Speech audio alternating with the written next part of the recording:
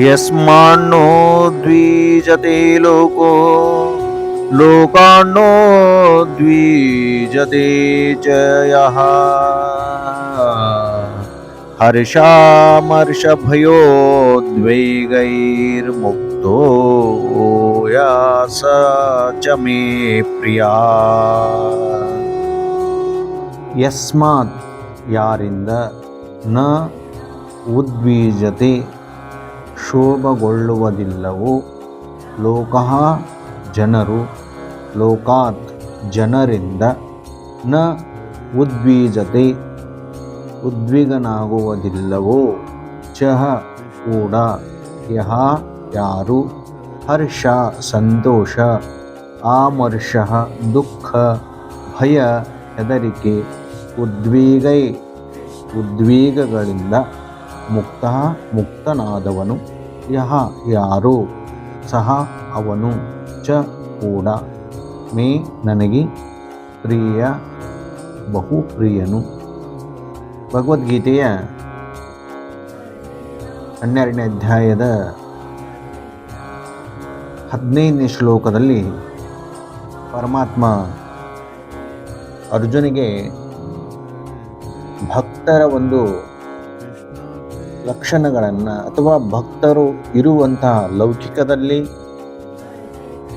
ಪ್ರಪಂಚದಲ್ಲಿ ಇರ್ತಾ ಯಾವ ರೀತಿಯಾಗಿ ನನ್ನ ಉಪಾಸನೆಯನ್ನು ಮಾಡ್ತಾರೆ ಅನ್ನೋದನ್ನು ಇಲ್ಲಿ ವ್ಯಕ್ತಪಡಿಸ್ತಾ ಇದ್ದಾನೆ.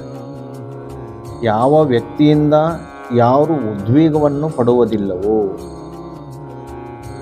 ಮತ್ತು ಆ ವ್ಯಕ್ತಿಯು ಯಾರಿಂದು ಉದ್ವೇಗವನ್ನು ಅನುಭವಿಸುವುದಿಲ್ಲವೋ ಮತ್ತು ಸುಖ ಮತ್ತು ದುಃಖಗಳಲ್ಲಿ, ಭಯ ಮತ್ತು ಆತಂಕಗಳಲ್ಲಿ ಸಮಚಿತ್ತನಾಗಿರುತ್ತಾನೋ ಆತ ನನಗೆ ಬಹಳ ಪ್ರಿಯನು.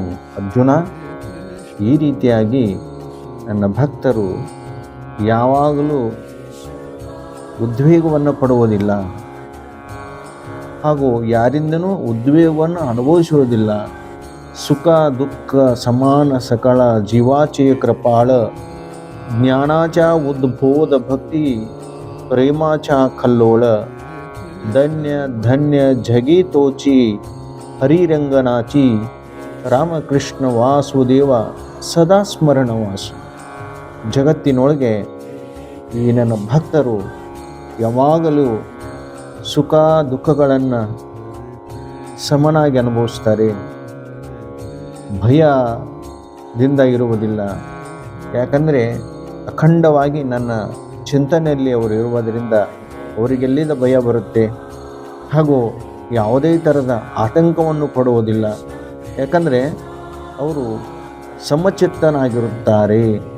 ಅವರು ಯಾವುದೇ ಥರದ ದುಃಖಗಳಿಂದ ಸುಖಗಳಿಂದ ನಿರ್ಲಿಪ್ತರಾಗುವುದರಿಂದ ಅವರಿಗೆ ದುಃಖದ ಎಲ್ಲಿದ ಒಂದು ಅನುಭವ ಆದಿತ್ತು ಅಂಥೇಳಿ ಅರ್ಜುನನಿಗೆ ಕೃಷ್ಣ ಪರಮಾತ್ಮ ಆ ಸುಂದರವಾದಂತಹ ಈ ಭಗವದ್ಗೀತೆಯ ಇಲ್ಲಿ ವರ್ಣನೆ ಮಾಡ್ತಾರೆ. ಅದನ್ನೇ ಜ್ಞಾನೇಶ್ವರಿ ಒಳಗೆ ಒಂದು ನೋಡಿದಾಗ, ಕರಿ ಸಿಂಧು ಚೇನಿಯ ಮಾಜಿ ಜಳಚರಾ ಭಯ ನುಪಜಿ ಅನಿ ಜಳಚರ್ಯಾನುಪಗಿಜೆ ಸಮುದ್ರ ಜೈಸ.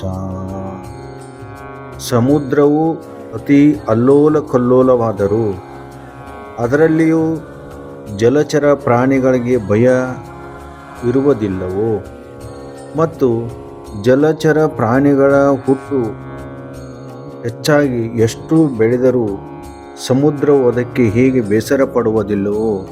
ಅಂದರೆ ಸಮುದ್ರದ ಒಂದು ಸಾಗರದ ಯಾವ ರೀತಿಯಾಗಿ ಉದ್ಧಾರ ಇರುತ್ತೆ, ಹಾಗೆ ನನ್ನ ಭಕ್ತರು ಗುಣಗಳು ಮೊದಲಾಗಿ ಉದ್ಧಾರವಾಗಿರ್ತಾರೆ. ಅಂದರೆ ಕೋಣಿ ಒಂದಾವಿ ಕೋಣಿನಿಂದಾವಿ ಹಾಚಿ ಮಾಜಿ ದಂಧ ಅನ್ನೋ ಹಾಗೆ ಅವರು ಮನಸ್ಸನ್ನು ಉದ್ಧಾರವಾಗಿರ್ತಾರೆ. ಅಂದರೆ ಸಮುದ್ರದಲ್ಲಿ ಎಷ್ಟೋ ಪ್ರಾಣಿಗಳು ಜಲಚರಗಳು ಅವರೊಳಗಿದ್ದರೂ ಆ ಸಮುದ್ರ ದೊಡ್ಡ ಗುಣವನ್ನು ಹೆಂಗೆ ಕಾಣ್ತಿದೆಯೋ ಅದೇ ರೀತಿ ಅವು ಎಲ್ಲ ಹುಟ್ಟು ಸಾವುಗಳು ಅಲ್ಲೇ ಬೆಳಿತವೆ, ಅಲ್ಲೇ ಹುಟ್ಟುತ್ತವೆ. ಎಲ್ಲೇ ಬೆಳೆದರೂ ಸಮುದ್ರವು ಅದಕ್ಕೆ ಬೇಸರ ಪಡುವುದಿಲ್ಲವೋ ಹಾಗೆಯೇ ನನ್ನ ಭಕ್ತರು ನನ್ನ ಧ್ಯಾನದಲ್ಲೇ ಇರ್ತಾರೆ. ಲೌಕಿಕದಲ್ಲಿ ಎಷ್ಟೋ ಅವರಿಗೆ ತೊಂದರೆಗಳನ್ನು ಬಂದರೆ, ಅಂದರೆ ರಾಗ ದ್ವೇಷಗಳು ಬಂದರೆ, ಸುಖ ದುಃಖಗಳು ಬಂದರೆ ಯಾವುದನ್ನು ಕಿವಿಗೊಡುವುದಿಲ್ಲ ಅನ್ನುವಂಥದ್ದು ವರ್ಣನೆ ಮಾಡ್ತಾರೆ. ದೇವಿ ಉನ್ಮತಿ ಜಗಿ ಜಯಾಶಿಯಾ ಕಂತಿ ಲಗಿ ಅಣಿಯ ಜಿಯಾಚಿನಿ ಅಂಗಿ ನಶಿನಿ ಲೋಕೋ. ಸ್ವಕ್ಕಿನಿಂದ ನಡೆಯುವ ಈ ಜಗತ್ತಿನ ಯಾರಿಗೆ ದುಃಖವೆನಿಸುವುದಿಲ್ಲವೋ, ಅಂದರೆ ಈ ಜಗತ್ತಿನಲ್ಲಿ ನಾನು ನಾನು ಅನ್ನುವಂತಹ ಜನರು ಬಂದು ಆ ಭಕ್ತರಿಗೆ ತೊಂದರೆ ಕೊಟ್ಟರೂ ಅದಕ್ಕೆ ಯಾವುದೇ ಥರದ ಒಂದು ಪ್ರತಿಕ್ರಿಯೆಯನ್ನು ಕೊಡದೆ ಶಾಂತವಾಗಿರುತ್ತಾರೆ, ಹಾಗೂ ದುಃಖವೆನಿಸುವುದಿಲ್ಲವೋ. ಹಾಗೂ ಯಾರಿಂದ, ಅಂದರೆ ಯಾವ ಭಕ್ತರಿಂದ ಈ ಲೋಕದ ಜನರಿಗೆ ಯಾವತ್ತಾದರೂ ತ್ರಾಸವಾಗುವುದಿಲ್ಲವೋ. ಅಂದರೆ ಭಕ್ತರು ಹೆಂಗಿರ್ತಾರಪ್ಪ ಅಂದ್ರೆ, ಜಗತ್ತಿನಲ್ಲಿ ಯಾರೂ ಎಷ್ಟೂ ಕಷ್ಟಗಳನ್ನು ಕೊಟ್ಟರೂ ಸಹನೆ ಸಾಗರದ ಗುಣ ಹೆಂಗಿದೆಯಲ್ಲ, ಹಂಗೆ ಸಾಗರದಷ್ಟು ವಿಶಾಲವಾದಂಥ ಹೃದಯ ಗುಣವನ್ನು ಕಾಣ್ತಾರೆ. ಅಷ್ಟೇ ಅಲ್ಲ, ತಮ್ಮಿಂದ ಯಾವುದೇ ಒಂದು ಜೀವಿಗಳಿಗೆ ಒಂದು ಕೂದಲಿಗೆ ಎಳೆಯದಷ್ಟು ಅದಕ್ಕೆ ತೊಂದರೆಯನ್ನು ಕೊಡುವುದಿಲ್ಲ. ಯಾಕೆ ಕೊಡುವುದಿಲ್ಲ ಅಂತಂದ್ರೆ, ಎಲ್ಲದರಲ್ಲಿಯೂ ಪರಮಾತ್ಮ ಇದ್ದಾನೆ ಅನ್ನುವಂಥ ಭಾವನೆಯನ್ನು ತಿಳಿದುಕೊಂಡು ಅವರು ಎಲ್ಲದರಲ್ಲಿ ಪರಮಾತ್ಮನ ಸುಖ ದುಃಖಾದಿಗಳು ನನಗೆ ಬರಬೇಕಾದ್ರೆ ನನ್ನ ಪ್ರಾರಬ್ಧ ಕರ್ಮದಿಂದ ಬರ್ತದೆ ಅನ್ನುವಂಥದ್ದು ಪೂರ್ಣ ನಂಬಿ ಅವ್ರೇನು ಮಾಡಿರ್ತಾರಪ್ಪ ಅಂತಂದ್ರೆ, ಈ ಸಾಗರದ ಗುಣಗಳು ಹೆಂಗಿದೆ ಅಲ್ವ, ಸಾಗರದ ಗುಣಗಳನ್ನು ಕಲ್ತಿರ್ತಾರೆ. ಅಂದರೆ ಸಾಗರದಲ್ಲಿ ಎಷ್ಟೋ ಜಲಚರಿಗಳು ತಾವು ಎಷ್ಟೋ ಅದರೊಳಗೇ ಸಮುದ್ರಕ್ಕೆ ತೊಂದರೆ ಕೊಟ್ಟರು ಅದು ಯಾವುದೇ ಥರದ ಇದನ್ನು ಮಾಡುವುದಿಲ್ಲ. ಸಮುದ್ರದಲ್ಲೇ ಅವು ಬೆಳಿತಾವ, ತನ್ನ ಎಲ್ಲ ಸಾಮ್ರಾಜ್ಯವನ್ನು ಕಟ್ತಾವೆ, ಏನೆಲ್ಲ ಅದರೊಳಗೆ ಅಂತ್ಯವಾಗಿ ಹೋಗ್ತವೆ. ಆದರೆ ಸಮುದ್ರ ಶಾಂತವಾಗಿರುತ್ತದೆ. ಅದೇ ರೀತಿಯಾಗಿ ಭಕ್ತರು ಈ ಸ್ಥೂಲ ದೇಹವನ್ನು ತೆಗೆದುಕೊಂಡು ಬಂದು ಭಗವಂತನ ಆರಾಧನೆಯನ್ನು ಮಾಡ್ತಾ ಈ ಸ್ಥೂಲ ದೇಹದಿಂದ ಪರಮಾತ್ಮನ ಕಾಣಲಿಕ್ಕೆ ಸಾಧ್ಯತೆ.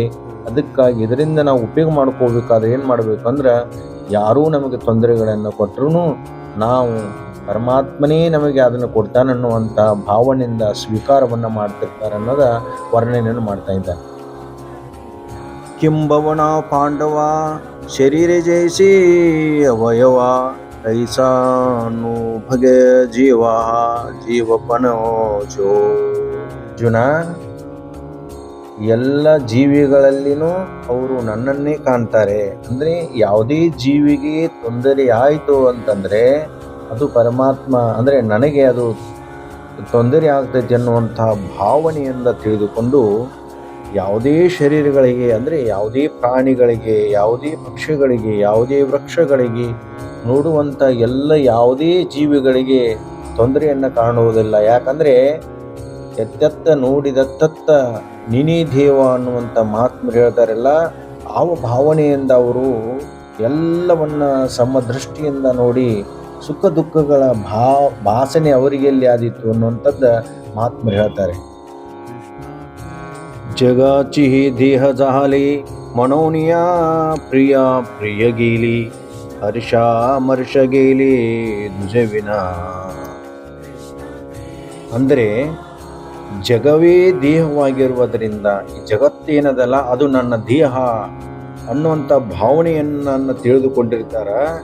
ಆ ಭಾವನೆ ತಿಳಿದುಕೊಂಡ ಮೇಲೆ ಅವರಲ್ಲಿ ಆನಂದ ಎಲ್ಲಿ ಬರಬೇಕು, ಸಿಟ್ಟು ಮೊದಲಾದ ವಿಕಾರಗಳು ಹುಟ್ಟುವುದಿಲ್ಲ. ಅಂದರೆ ದೇವರ ಮನೆ ಇದು, ಈ ಜಗವೆಲ್ಲ ಅನ್ನುವಂಥದ್ದು ಹೆಂಗೆ ಹೇಳ್ತಾರಲ್ಲ, ಹಂಗೆ ಅವರು ನನ್ನ ಎಲ್ಲದರಲ್ಲಿ ನಾನೇ ಪರಿಪೂರ್ಣ ಅನ್ನುವಂಥದ್ದು ತಿಳಿದುಕೊಂಡಾಗ ಅವ್ರಿಗೆ ಸುಖ ದುಃಖಾದಿಗಳು ಎಲ್ಲಿ ಬರ್ತವೆ ಅನ್ನುವಂಥದ್ದು ಹೇಳ್ತಾರೆ. ಐಸಾ ದ್ವಂದ್ವನಿ ಮುಕ್ತು ಭಯ ದ್ವೇಗ ರಹಿತು ಯಾಹಿಯಾ ವರಿ ಭಕ್ತು ಮಾಝಾ ಠಾಯಿ. ಈ ಪ್ರಕಾರ ಸುಖ ದುಃಖದಲ್ಲಿ ದ್ವಂದ್ವಗಳಿಂದ ಪೂರ್ಣ ಬಿಡುಗಡೆಯಾದವನು ಹಾಗೂ ಚಿಂತೆಗಳಿಲ್ಲದವನು ಆಗಿದ್ದ ಮೇಲೆ ನನ್ನ ಭಕ್ತರಿಗೆ ಎಲ್ಲಿಯ ಒಂದು ಕಷ್ಟ ಅನ್ನುವಂಥದ್ದು ಅರ್ಜುನಿಗೆ ಉಪದೇಶವನ್ನು ಮಾಡ್ತಾನೆ ಪರಮಾತ್ಮ. ಅಂದರೆ ಸುಖ ದುಃಖ ದ್ವಂದ್ವಗಳಿಂದನೇ ಪೂರ್ಣ ಬಿಡುಗಡೆಯನ್ನು ಹೊಂದಿದಾನ. ಅವನು ಸುಖ ಗುರುತಿಲ್ಲ, ದುಃಖನೂ ಗುರುತಿಲ್ಲ, ಯಾವಾಗಲೂ ನನ್ನ ಚಿಂತನೆಯಲ್ಲೇ ಇರುವುದರಿಂದ ಅವನಿಗೆ ಯಾವುದೇ ಬಾಧಿಸ್ಬೋದು ಅಂತ ಹೇಳ್ತಾನೆ.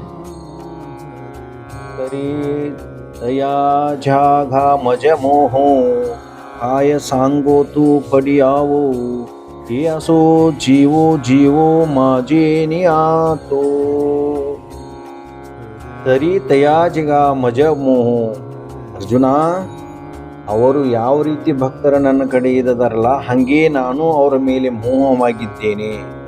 ಅವರು ಎಷ್ಟು ಭಕ್ತಿಯನ್ನು ನನ್ನ ಕಡೆ ಮಾಡ್ತಾರೆ. ನನ್ನ ಭಕ್ತರು ಒಂದು ಲಕ್ಷ ಕೊಟ್ಟರೆ ಅವರಿಗೆ ಸಹಸ್ರ ಅವ್ರ ಚಿತ್ತು ನಾನು ಅವ್ರ ಕಡೆ ಕೊಡ್ತೀನಿ.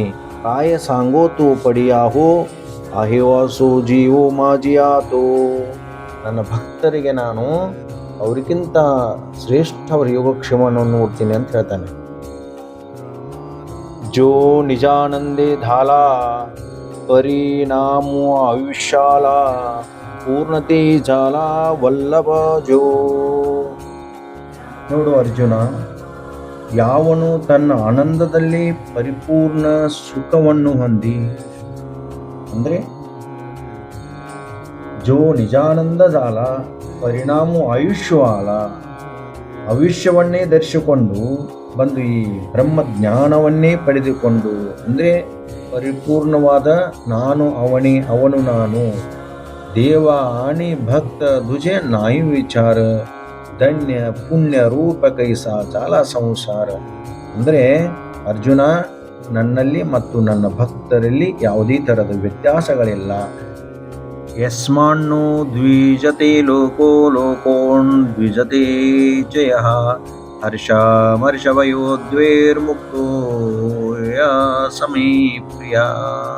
ನೋಡು ಅರ್ಜುನ, ಯಾರು ಈ ತನ್ನ ಜೀವನದಲ್ಲಿ ತಾನು ಕರ್ಮಗಳನ್ನು ಮಾಡ್ತಾ, ಎಲ್ಲ ಕರ್ಮಗಳನ್ನು ಅರ್ಪಣೆ ಮಾಡ್ತಾ ಹಾಗೂ ಸುಖ ದುಃಖಗಳಿಂದ ಬಂದಂಥ ಫಲವನ್ನು ಪರಮಾತ್ಮನೇ ಕೊಟ್ಟಿದ್ದಾನನ್ನೊಂದು ಆನಂದದಿಂದ ಯಾರು ಸ್ವೀಕಾರ ಮಾಡ್ತಾರಲ್ಲ, ನಿಜವಾದಂತಹ ಭಕ್ತರು ನನಗೆ ಪ್ರೇಮ. ಅಷ್ಟೇ ಅಲ್ಲ, ಅವರ ಯೋಗಕ್ಷೇಮವನ್ನು ನಾನು ಮಾಡ್ತೇನೆ ಅನ್ನುವಂಥದ್ದು ಭಗವದ್ಗೀತೆಯ 12ನೇ ಅಧ್ಯಾಯದ 15ನೇ ಶ್ಲೋಕದಲ್ಲಿ ಪರಮಾತ್ಮ ಸುಂದರವಾಗಿ ಈ ಭಕ್ತಿಯ ಒಂದು ಲಕ್ಷಣಗಳನ್ನು ವಿವರಣೆ ಮಾಡಿದ್ದಾನೆ. ಇಲ್ಲಿವರೆಗೆ ತಾವು ಶ್ರವಣ ಮಾಡಿದ್ದಕ್ಕೆ ಧನ್ಯವಾದಗಳು. ಈ ವಿಡಿಯೋ ಇಷ್ಟವಾದರೆ ಲೈಕ್ ಮಾಡಿ, ಶೇರ್ ಮಾಡಿ, ಸಬ್ಸ್ಕ್ರೈಬ್ ಮಾಡುವುದನ್ನು ಮರೆಯಬೇಡಿ.